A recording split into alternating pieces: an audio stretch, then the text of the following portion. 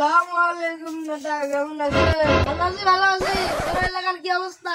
তো নির্বাচন আসছে, তোমার এলাকার কি অবস্থা? বস, এলাকার খবর তো খুবই খারাপ। ঠিক আছে, মানুষ ভোট দিক বা না দিক, তা তো আমিই জিতবো। ঠিক আছে বস, আমি সব আমার দল বল সব মাঠে থাকলে সব ভোট আমাদেরই দখলে থাকবে। তার জন্য তো তোকে এত ভালোবাসি আমি। ওই যে বিলপাড়ায় চলে না জি জি, ওর কিছু জমি আছে আর সরকারি কিছু জমি আছে, সব আমরা দখল করতে যাচ্ছি। আপনি কি বলেন? আজকে রাতের মধ্যে আপনাকে সাকসেসফুল করতে হবে। ঠিক আছে বস।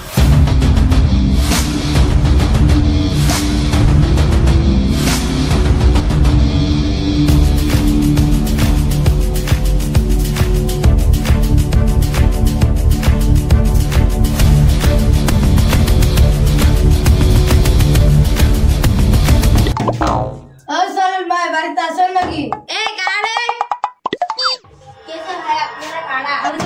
আমি তোর কাকা।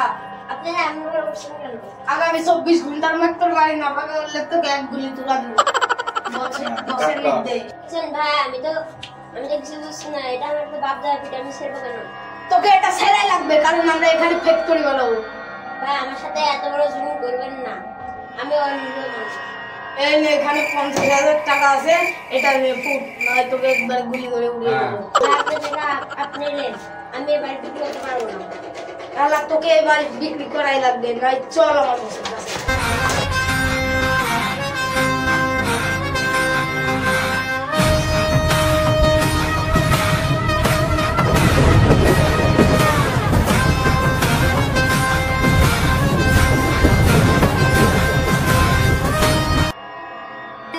আমাকে ধরে এনেছেন, ওখানে একটা বিদেশি ফ্যাক্টরি হবে, তোকে জমি ছাড়াই লাগবে।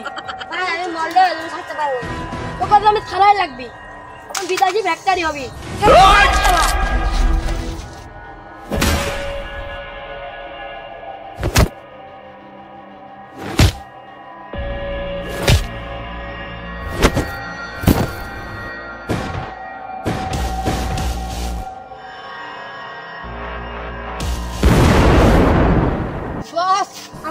আমরা বোম বানাতে গিয়ে আমাদের এই হাল হয়েছে।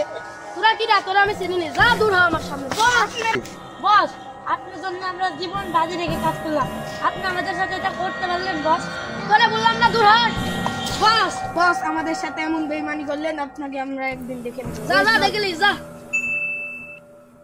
আমরা এতদিন অসুস্থ ছিলাম বলে ওই স্বার্থপর নেতা আমাদের সাথে বেইমানি করেছে, ওকে আমাদের দেখার টাইম চলে এসেছে, আমরা সুস্থ হয়ে গেছি। চলো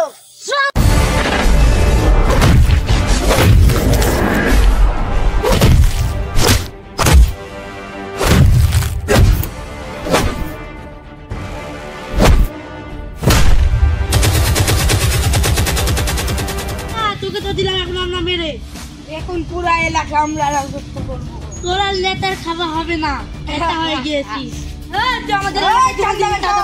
তাড়াতাড়ি চান্দা 200 না, দাও 200 দাও। চলো